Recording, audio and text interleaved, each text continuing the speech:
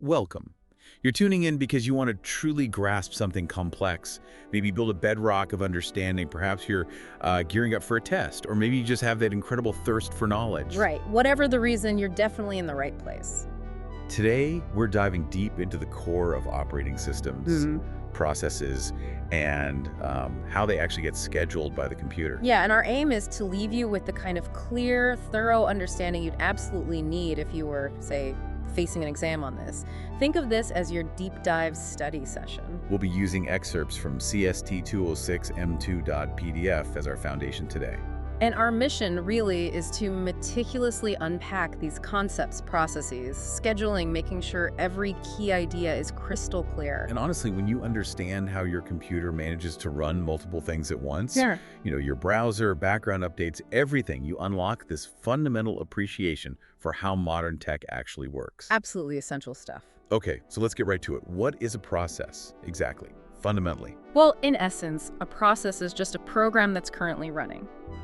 Think of the program sitting on your hard drive like an executable file. That's passive, static. Just sitting there. Exactly. Yeah. But the moment you launch it, it gets loaded into memory, starts executing. That's when it becomes active. It transforms into a process. So it's the active, living version of the program. Precisely. A process is an instance of that program in action, and it includes everything needed for execution. The program counter, which, tracks the next instruction. Right. The CPU registers holding temporary values, all the variables the program uses. It's the whole package. Okay, so it sounds like each process gets its own sort of dedicated space to operate in. That's a really useful way to think about it, actually. We can almost imagine each process having its own virtual CPU. Virtual CPU, okay. Of course, in reality, especially on a single processor system, there's only one physical CPU. What's happening is incredibly rapid switching between these processes. The multitasking illusion. Yeah, exactly. The OS, which is so fast it looks like they're running simultaneously, that's multi-programming. In older batch systems, it was about efficiency, getting jobs done. Now, in time-sharing systems, it's what gives us that smooth, interactive feel. And that illusion, that feeling of having your own CPU, is key for how we use computers today. Absolutely critical. Right, so a process is more than just the lines of code. What else is part of it? You mentioned components. Yes, a process is structured into several key segments. First, you've got the text section, that's the actual program code, the instructions. Got it. Then there's the current activity, that's defined by the program counter, where it is in the code, and the contents of the CPU's registers. The current state of the CPU for that process. Exactly. And critically, each process also has a stack. This is memory used for temporary stuff like function parameters, return addresses, local variables, inside functions. Think of it like a scratch pad. A temporary workspace for what it's doing right now. Makes sense. What else? We also have the data section. This holds all the global variables the program uses. The variable is accessible from anywhere in the code. Okay. And finally, there's the heap. This is a chunk of memory that the program can ask for and release dynamically while it's running, for things where you don't know the size beforehand. Offering flexibility for memory use. Got it. Let's say I have 3 Chrome tabs open. Same program, right? Yeah. Are those 3 separate processes? Exactly. Perfect example. That highlights a crucial point. One program can be the basis for many distinct processes. Multiple users running the same app, or your multiple browser windows. Right. Each one is a separate process. Now, they'll share the same text section, like a core browser code is identical. Okay. But their data sections, their heaps, their stacks, all unique. Each tab has its own website data, its own temporary variables, its own dynamic memory. Okay, super clear. So we know what a process is. But what happens during its life? Does it just start, run, finish? Not quite so simple. A process actually transitions through various states as it runs. The first state is new. This is when the OS is setting it up. Maybe you just double-clicked an icon. It's being born, basically. Sort of, yeah. Once it's created and ready to potentially run, it moves to the ready state. It's sitting in memory, waiting for its turn on the CPU. And when it gets its chance on the CPU, it enters the running state. That seems logical. Precisely. Running means its instructions are actively being executed by the processor. Okay. But a process doesn't always just run straight through. It might need to wait for something, maybe user input, maybe data from the disk drive. Like waiting for me to type something. Exactly. Or waiting for a file download. In that case, it moves to the waiting state. Hmm. It's paused, not using the CPU, waiting for that external event. And when that event happens, I type something, the file downloads, it goes back to ready. Back to the ready state, yes, Yep. waiting for the CPU again. And this cycle, ready, running, waiting, can happen many, many times. Finally, once the process finishes its job, maybe it calculates a result or you close the window, it enters the terminated state. Execution is complete. Finished. Okay. And there might be diagrams showing this flow. Yeah, often you'll see a state diagram. New, ready, running, waiting, terminated, with arrows showing the transitions. Really helpful visual. So the OS has to juggle all these processes, tracking their states. How on earth does it manage all that information? That's the crucial role of the process control block, or PCB. You can think of the PCB as like the OS's passport or ID card for each process. An ID card, okay. It's a data structure the OS maintains for every single running process, holds all the essential details. Sometimes it's called a task control block, same idea. And what kind of info is crammed into this PCB? It's pretty comprehensive. Naturally, it stores the process state new, ready, running, waiting, terminated. Which one is it right now? Makes sense. It also holds the program counter the address of the next instruction to execute for that process when it gets the CPU again. So it knows exactly where to pick up. Exactly. Then there are the CPU registers, all those accumulators, index registers, stack pointers, general purpose registers. Basically, a snapshot of the CPU's working values for that process at the moment it was paused. So the PCB holds everything needed to restore the process's exact running context. Precisely. But there's more. The PCB also includes CPU scheduling information, things like the process's priority, pointers to the scheduling queues it might be in, other parameters the scheduler uses. Priority. Like some processes are more important. We'll get to that later, I bet. We will indeed. It also stores memory management information. Base and limit registers defining its memory space, or maybe pointers to page tables or segment tables, depends on how the OS handles memory. Keeps track of its little slice of memory. Right, and it's also used for tracking resource usage, so accounting information is in there too. Like how much CPU time it's using. Yeah, CPU time, real-time use, maybe time limits, process ID numbers, that sort of thing. And lastly, I/O status information. What devices is it using? What files does it have open?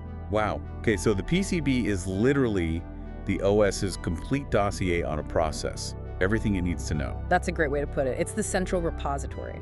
You mentioned context switching earlier in passing. How does the PCB fit into that? Yeah. It sounds crucial. Absolutely crucial. When the CPU needs to switch from running process A to process B, a context switch happens. The system has to save the entire current context of process A, all that stuff in its PCB, the registers, program counter state. Save it into the PCB for process A. Exactly. Then it loads the saved context of process B from process B's PCB. The PCB is where the context lives when the process isn't running. Got it. Okay, so the OS has all these processes, maybe hundreds, in different states, Right. using PCBs to track them. Now, how does it decide who gets the CPU next? That's process scheduling, right? It's exactly it. In a multi-programming system, the goal is, well, twofold. Maximize CPU utilization, keep it busy doing useful work. Don't let it sit idle. Right. And in time-sharing systems, the goal is also to switch the CPU between processes so frequently that users can interact with each program smoothly, creating that illusion of running in parallel. And the process scheduler is the OS component that makes the choice. Precisely. The process scheduler looks at the pool of processes that are ready to run those in the ready state and selects one to allocate the CPU to. And just to be clear, on a standard computer with one CPU core, only one process can actually be executing instructions at any single instant. That's absolutely correct. If multiple processes are ready, all but one have to wait their turn. The scheduler picks the lucky one. So where do these waiting processes... Well, wait, you mentioned scheduling queues. Yes, the OS uses queues to manage processes. When a process first enters the system, it might go into a job queue, which conceptually holds all processes in the system. The big waiting room? Kinda. But the processes that are actually loaded into main memory, ready and waiting specifically for the CPU, are kept in the ready queue. This is usually implemented as a linked list of PCBs. Like a line for the CPU roller coaster. Huh. Yeah, pretty much. The PCB at the head of the queue is often the next one to go. And what if a process isn't waiting for the CPU, but for, say, the disk drive? Good question. The system also maintains device queues. Each I/O device disk, printer, network card has its own queue of processes waiting for that specific device. So a process moves between these different queues during its life. Exactly. Picture this flow. A new process enters the system, gets put in the ready queue. The scheduler picks it, it moves to the running state. Uses the CPU for a bit. Right. then maybe it needs I/O. So it leaves the running state and gets put in the I/O queue for that device. It enters the waiting state, Waits for the disk. waits for the disk finishes. Yeah. The process moves back to the ready queue, waits for the CPU again. Or maybe it gets interrupted. Or it gets interrupted by the timer, goes back to the ready queue, or maybe it creates a child process and waits for the child, entering the waiting state for a different reason. This cycle repeats ready, run, wait until eventually it finishes its task, enters the terminated state, and its resources are cleaned up. Diagrams often show queues as rectangles and resources like the CPU or I/O as circles. It sounds like there would be different kinds of schedulers working at different levels or frequencies. You mentioned job scheduler and CPU scheduler. Yes, we usually distinguish between the long-term scheduler, also called the job scheduler, and the short-term scheduler, or CPU scheduler. Okay, what's the difference? The long-term scheduler is more relevant in, say, batch systems or systems handling a large pool of jobs waiting to be admitted. It selects processes from secondary storage, like the disk, and loads them into main memory, adding them to the ready queue. So it decides which jobs get to compete for the CPU in the first place. Exactly. It controls the degree of multi-programming, how many processes are actually in memory, and because loading from disks is slower, it runs relatively infrequently, maybe seconds or minutes apart. Got it. And the short-term scheduler. The short-term scheduler, or CPU scheduler, is the one we just talked about. It selects from the processes already in the ready queue in memory and allocates the CPU to one of them. The one picking for the roller coaster line. Right. And because CPU bursts are short, the scheduler has to run very frequently, milliseconds, often, and needs to be fast. So the key difference is frequency and what pool they're selecting from. Okay, frequency. Long-term is slow, selecting from disk. Short-term is fast, selecting from memory. You got it. And do these schedulers care about what kind of process they're scheduling? I think you mentioned I/O bound versus CPU bound before. Yes, that's an important distinction. Processes tend to fall into two broad categories. I/O-bound processes spend more time waiting for I/O than doing computation. Think of typing in a text editor. Lots of waiting for the keyboard. Right, waiting for me. Yeah. A CPU-bound process is the opposite. It spends most of its time doing calculations, using the CPU heavily, and doesn't do much I/O, like running a complex simulation. Okay. And how does this affect scheduling? Well, the long-term scheduler especially tries to maintain a good mix of I/O-bound and CPU-bound processes in memory. Why a mix? Think about it. If you only load CPU-bound processes, the CPU will be busy, but all the I/O devices will be idle because nobody's asking for them. The ready queue will be full, but the I/O queue's empty. Wasted I/O potential. Exactly. Conversely, if you only have I/O-bound processes, they'll quickly use the CPU for a tiny bit, then go wait for I/O. The CPU might end up idle a lot because the ready queue is often empty while the I/O queues are full. Wasted CPU potential. Right, so a good mix keeps both the CPU and the I/O devices reasonably busy, leading to better overall system throughput. Makes sense. You also briefly mentioned a medium-term scheduler and swapping. Is that common? It's another layer some systems use. The medium-term scheduler can temporarily remove a process from memory, swap it out to disk, and then bring it back later, swap it in. Why would it do that? Often to improve the process mix, like we just discussed. Maybe there are too many CPU-bound processes hogging memory. Swapping one out allows an I/O-bound one to come in. Or it might do it simply to free up memory if the system is running low. It adds another level of control over which processes are active. Okay, so we've got processes moving between states, managed by PCBs, selected by schedulers using queues. Let's circle back to context switching. It sounds fundamental, but also like overhead. It is overhead. Very important point. Remember, when the system is saving process A's state and loading process B's state, neither A nor B is actually doing any useful application work. The system is just doing bookkeeping. Exactly. It's necessary bookkeeping, but it's pure overhead. The time it takes to do a context switch depends heavily on the hardware.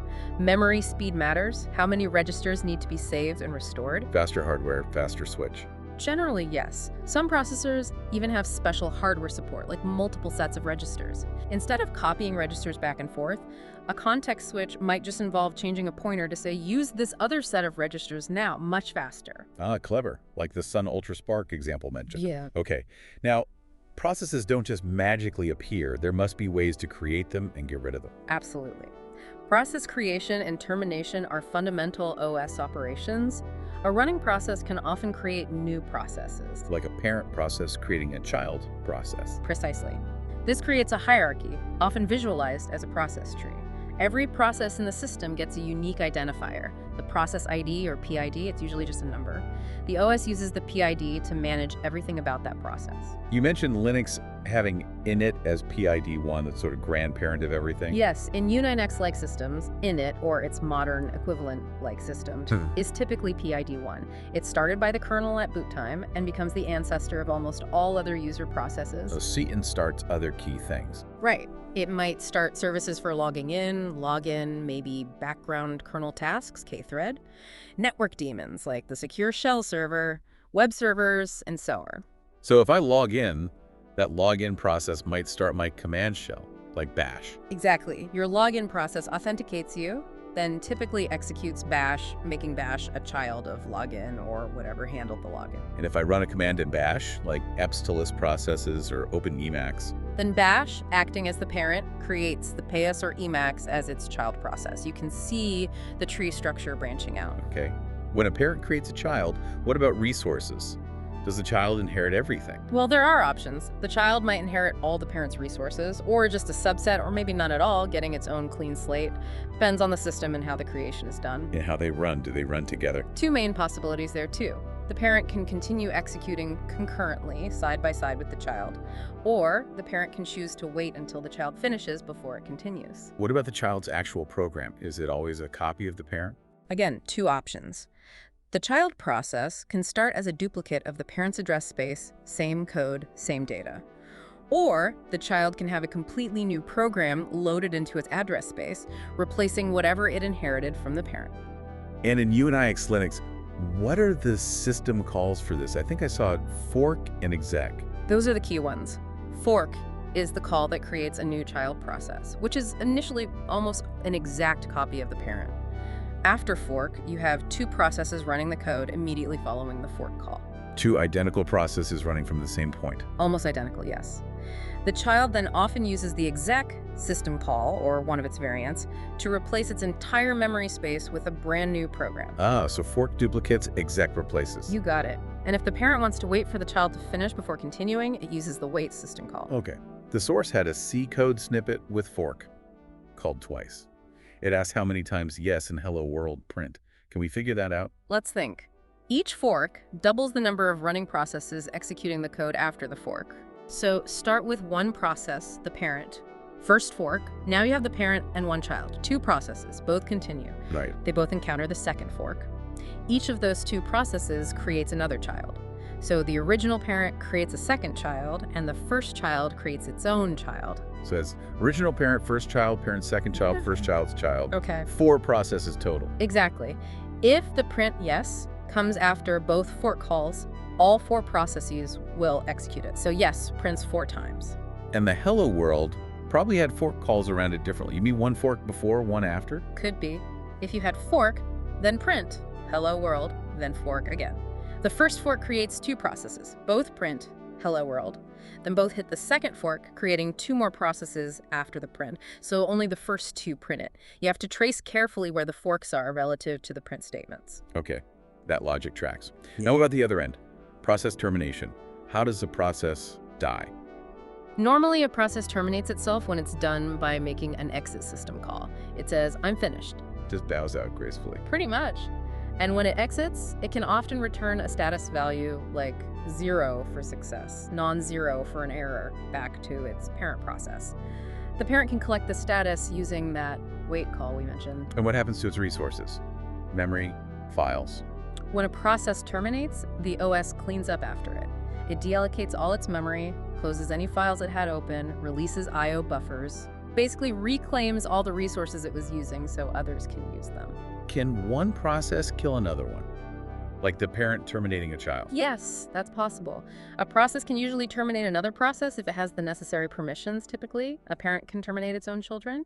It uses a specific system call, like terminate process in Windows, and needs the PID of the process to target. Why would a parent do that? Several reasons. Maybe the child is misbehaving, using way too many resources. Or maybe the task the child was doing isn't needed anymore. Or critically, maybe the parent itself is exiting, and the OS policy is that children can't be left without a parent. So if the parent goes, the kids might go too. That's called cascading termination. In some systems, yes. If a parent terminates, the OS automatically terminates all of its descendants down the process tree. Prevents orphan processes just floating around. Sorta. But speaking of orphans and zombies, what happens if a parent doesn't properly wait for its child before terminating, or if the child terminates but the parent doesn't wait? Zombies and orphans. Those sound problematic. What are they? Okay, a zombie process is one that has terminated, finished its execution, but its parent hasn't called wait yet to collect its exit status. So it's dead, but not officially gone. Exactly. Its process table entry still exists, holding that exit status, waiting for the parent to acknowledge it. It's not running, not using much resource other than that table slot, but it hasn't been fully cleaned up. Okay. And an orphan? An orphan process is a child whose parent process has terminated without waiting for the child. The child is still running, but its original parent is gone. What happens to it? Does it just run wild? Usually not. In UNIX Linux systems, orphan processes are typically adopted by a special system process, often the init process, PID1. And it becomes the new parent? Yes. Init periodically calls wait to collect the exit status of any adopted children that terminate. This ensures that orphans don't become zombies forever and that their process table entries eventually get released. In acts as the foster parent, cleaning up. So init is like the ultimate fail-safe parent. Good old PID1. Pretty much. Essential for system hygiene. Okay, let's shift gears slightly. Processes running in isolation is one thing, but often they need to interact. You mentioned independent versus cooperating processes. Right. An independent process is self-contained. It doesn't share data with others, can't affect others, isn't affected by others. A cooperating process, however, can affect or be affected by others, usually because they share some data. Why allow cooperation? Doesn't that add complexity and potential for errors? It definitely adds complexity, but the benefits are often worth it. Think about information sharing multiple processes needing access to the same database or configuration file. Okay, yeah. Computation speed up, breaking a big task into smaller pieces that cooperating processes can run in parallel on multiple cores. Makes sense for performance. Modularity, building a complex system as a set of simpler cooperating processes, each doing one thing well. Easier to design and maintain. Like microservices, almost. Similar concept, yeah. And just convenience, you running multiple applications at once, maybe cutting and pasting between them. That requires cooperation. Okay, sold. Cooperation is good. How do they actually do it? You mentioned two main models, shared memory and message passing. Those are the two fundamental approaches to interprocess communication, or IPC. Let's start with shared memory. What's the idea there? With shared memory, the cooperating processes ask the OS to set up a specific region of memory that both or all of them can access directly. So they literally share a chunk of RAM. Exactly. They can then communicate very efficiently by simply reading and writing data in that shared region. Process A writes some data, process B reads it. Sounds simple, maybe too simple. What's the catch? The catch is synchronization. If process A and process B try to write to the same spot in shared memory at the exact same time, you can get corrupted data. Ah, a race condition. Precisely. The OS typically just sets up the shared segment. It's up to the processes themselves to coordinate their access, maybe using locks or semaphores, to make sure they don't interfere with each other. The burden is on the programmers. Got it. You mentioned the producer-consumer problem as a classic example using shared memory. Yes, it's a perfect illustration. You have a producer process that generates data, and a consumer process that uses that data. Like a web server producing HTML and a browser consuming it. Great example. Or maybe one process calculates data points and another plots them. They often communicate via a shared buffer. A buffer, like a temporary holding area in that shared memory. Exactly. The producer puts items into the buffer, the consumer takes them out. This decouples them a bit. They don't have to operate in perfect lockstep. Are there different kinds of buffers? Yeah, we talk about unbounded buffers and bounded buffers. An unbounded buffer theoretically has infinite size. The producer can always add items. The consumer might have to wait if it's empty, but the producer never waits. Infinite sounds impractical. It usually is. More common is the bounded buffer, which has a fixed size. Now, both might have to wait. The producer has to wait if the buffer is full, and the consumer has to wait if it's empty. Right, that needs coordination. How is a bounded buffer typically implemented? Often using a circular array in the shared memory. You have pointers, or indices, let's call them, in and out. In points to the next free spot for the producer to write to. Out points to the next full spot for the consumer to read from. Like hands on a clock, chasing each other around the circle. Kind of. The buffer is empty when in equals out. The buffer is full when in is right behind out, considering the wraparound. These conditions are used to make the producer or consumer wait if necessary. Okay, that paints a clear picture of shared memory IPC. What about the other model, message passing? Message passing allows processes to communicate without sharing memory directly. Instead, they exchange discrete messages. Sending little packets of information back and forth. Exactly. This is really useful in distributed systems where processes might be running on different machines across a network. They obviously can't share RAM directly. Like chat programs sending messages over the internet. Perfect example. The core operations are usually send message and receive message. Seems simple enough. How does the system know where to send the message? Well, first, there needs to be a communication link established between the processes that want to talk. How that link works defines different types of message passing. We have direct and indirect communication. Okay, direct communication. In direct communication, they send and receive calls explicitly name the process they're talking to, like send process P's message and receive process Q message. So they know each other's names, their PIDs perhaps? Usually, yes. The link is typically established automatically between the pair. It connects exactly two processes, and there's usually only one link per pair. It can be symmetric, both have to name each other, or asymmetric maybe, only the sender names the recipient and the receiver just says, I'll take a message from anyone. Okay, and indirect communication. How's that different? Indirect communication uses intermediaries, usually called mailboxes or ports. Think of them like shared postal boxes. Ah, so I send a message to mailbox A, and you receive from mailbox A. Exactly. Processes communicate only if they share access to the same mailbox. Each mailbox has a unique ID. The primitives become send mailbox A message and receive mailbox A message. What are the properties here? Can multiple processes use the same mailbox? Yes, that's a key difference. A link is established if processes share a mailbox, and multiple processes can share the same mailbox. This means more than two processes can potentially communicate via one mailbox. If multiple processes are waiting to receive from mailbox A and I send one message, who gets it? Good question. That's an issue the system design needs to address. Maybe the system limits links to only two processes. Or maybe it allows only one process to be listening on the mailbox at a time. Or maybe it just picks one receiver arbitrarily or based on some policy. Okay, so indirect offers more flexibility, but raises questions about delivery. What about timing? Are send receives instant? No, that brings us to synchronization in message passing. Operations can be blocking or non-blocking. Blocking means wait. Yes, blocking send, synchronous, means the sender waits until the receiver actually receives the message. Blocking receive means the receiver waits until a message arrives. They synchronize at the point of transfer. And non-blocking? Non-blocking, asynchronous, means the sender just sends the message and immediately continues, not waiting for receipt. Non-blocking receive means the receiver tries to get a message. If one's there, great. If not, it doesn't wait, it just gets an indication, like null, and continues. More efficient, maybe, but harder to know if the message got there. Potentially, yes. It offers more parallelism, but requires more careful handling of message status. And where do these messages go while they're between sender and receiver? Especially with non-blocking sends. They usually sit in temporary queues managed by the OS. This is buffering. Like the buffers in shared memory, but managed by the OS for messages. Similar idea, yes. We have different queue capacities. Zero capacity means no buffer. The sender must block until the receiver is ready. Pure synchronization. Bounded capacity means the queue holds a finite number, say n, messages. If the queue is full, a blocking sender has to wait. Unbounded capacity means the queue is theoretically infinite. The sender never blocks.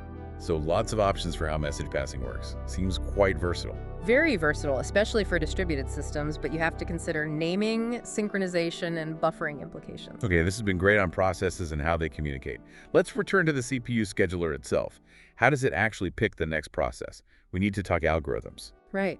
We know the scheduler's job is to pick from the ready queue and the CPU is free, but how it picks depends on the scheduling algorithm used. Different algorithms optimize for different goals. Before the algorithms, you mentioned the CPU I/O burst cycle. Can you recap that quickly? It seems fundamental. Sure. Process execution is typically characterized by this cycle: a burst of CPU activity doing computation, followed by a burst of waiting for I/O, then another CPU burst, another I/O burst, and so on. Alternating between thinking and waiting. Pretty much. It ends with a final CPU burst before termination.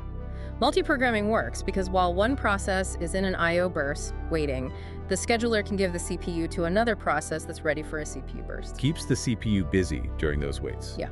Okay, and you listed 4 times scheduling decisions happen. Yes. 1, process switches from running to waiting. Again, this starts I/O. 2, process switches from running to ready, RC interrupt. 3, process switches from waiting to ready, IRG I/O completes. 4, process terminates. Points 1 and 4 are definite opportunities. Points 2 and 3 depend on whether the scheduling is preemptive or non-preemptive. Exactly. Non-preemptive scheduling only makes decisions at points 1 and 4. Once a process gets the CPU, it keeps it until it blocks or terminates. Preemptive scheduling can make decisions at all 4 points. It can take the CPU away from a running process, point 2, or decide if a newly ready process, point 3, should kick out the currently running one. Got it. And the dispatcher, that's the module that actually does the context switch and hands over control. Yes, the dispatcher is the low-level mechanic. Scheduler picks the process, dispatcher performs the context switch, switches to user mode if needed, and jumps to the right spot in the chosen process's code to resume it. Dispatch latency is part of that context switch overhead. Okay, groundwork laid. Now, how do we judge these algorithms? What makes one better? The criteria? Right, several criteria are used. 1, CPU utilization. Keep the CPU busy as much as possible, EAG 40% vs 90%. Higher is better. 2, throughput. How many processes complete per unit time, e.g. processes per hour. Higher is better. 3, turnaround time. Total time a process takes from submission to completion. Includes waiting and running. Lower is better. 4, waiting time. Total time a process spends just waiting in the ready queue. Lower is better. 5, response time. Time from submission until the first response is produced, important for interactive systems. Lower is better. 6, fairness. Do all processes get a fair shot? Avoid starvation, more subjective. So maximize utilization and throughput, minimize the times, turnaround, waiting, response. Makes sense. And those acronyms, AT, BT, CT? Yes, useful for examples. AT, arrival time, when it enters ready queue. BT, burst time, how long its next CPU burst is. CT, completion time, when it finishes. From these, TTEC turnaround time is CTAT, and WT, waiting time, TAT-BT. Got it. Ready for algorithm, #1, first come, first served, FCFS. Sounds simple. It is the simplest. Processes are added to a FIFO queue. Whichever process arrives first, gets the CPU first, and keeps it until it blocks or terminates. It's non-preemptive. Like waiting in line at the bank. Exactly. Easy to implement. But it can suffer from the convoy effect. The convoy effect, like trucks on a highway. Sort of. Imagine one very long CPU-bound process arrives first. Then a bunch of short I/O-bound processes arrive. They get stuck behind the long one. Right. The long process hogs the CPU, the short ones wait. When the long one finishes, the short ones run quickly, maybe do I/O, then come back and might get stuck again if another long one is there. It leads to poor utilization of both CPU and I/O devices, potentially. And the average waiting time gets skewed badly by that one long process at the front. Precisely. The example in the source shows this clearly. Just changing the arrival order drastically changes the average waiting time with FCFS. Okay, FCFS. Simple, but potentially inefficient due to order. Next. Shortest job first, SJF. SJF associates each process with the length of its next CPU burst. When the CPU is free, it's given to the process with the shortest next burst. Tries to get the quick jobs out of the way first. Exactly. And it's provably optimal in terms of minimizing the average waiting time for a given set of processes. Optimal average waiting time. Nice. Is it preemptive? It comes in 2 flavors, non-preemptive SJF. Once a process gets the CPU, it runs its entire burst.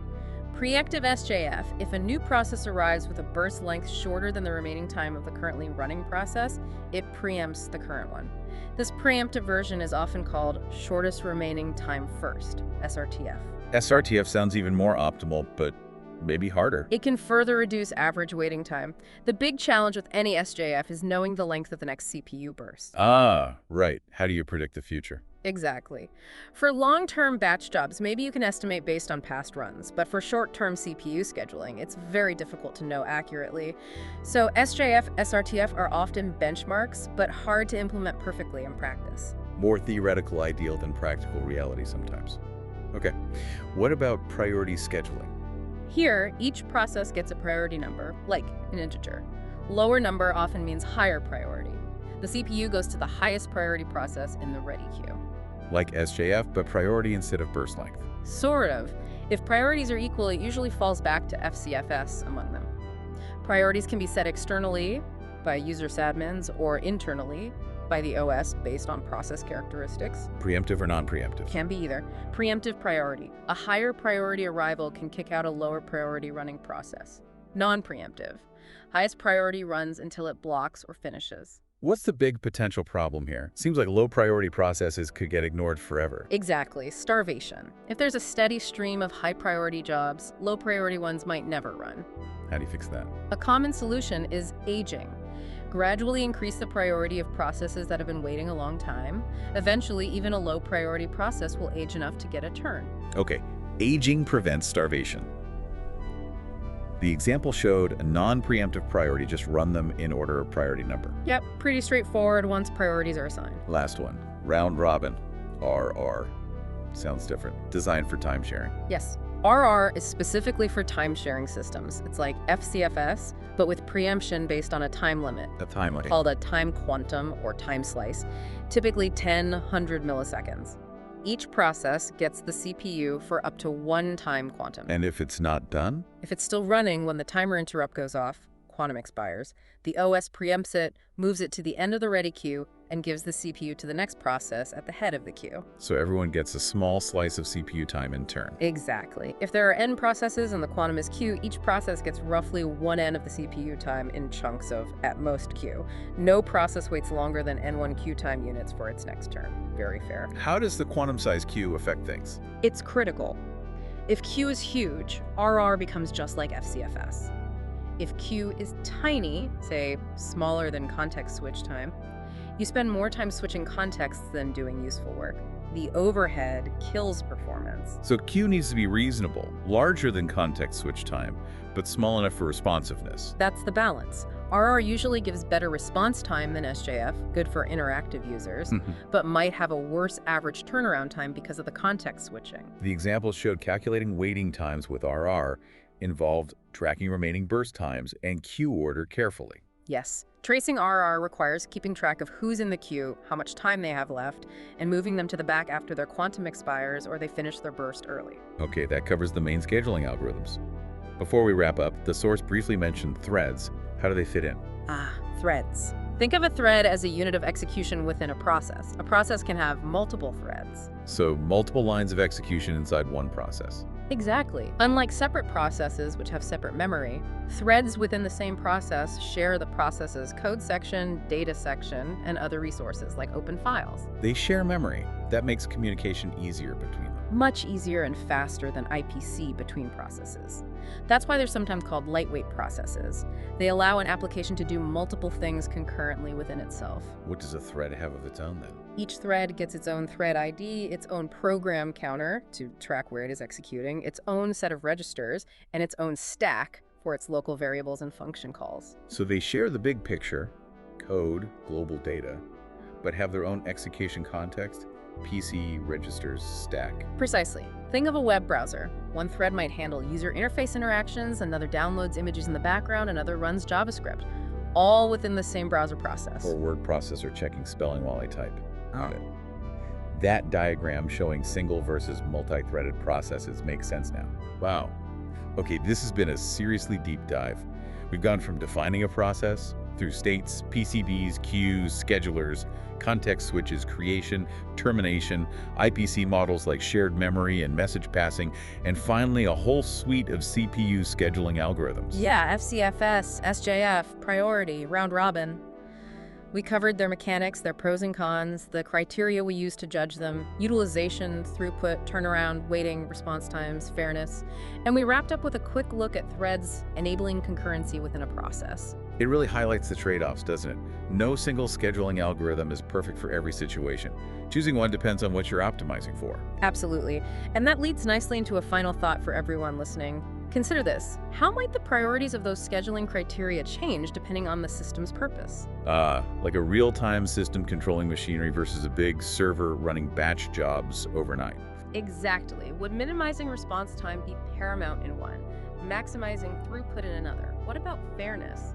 And how do the practical difficulties, like predicting burst times for SJF, influence real-world OS design choices? There's always more to explore in how these fundamental concepts translate into practice.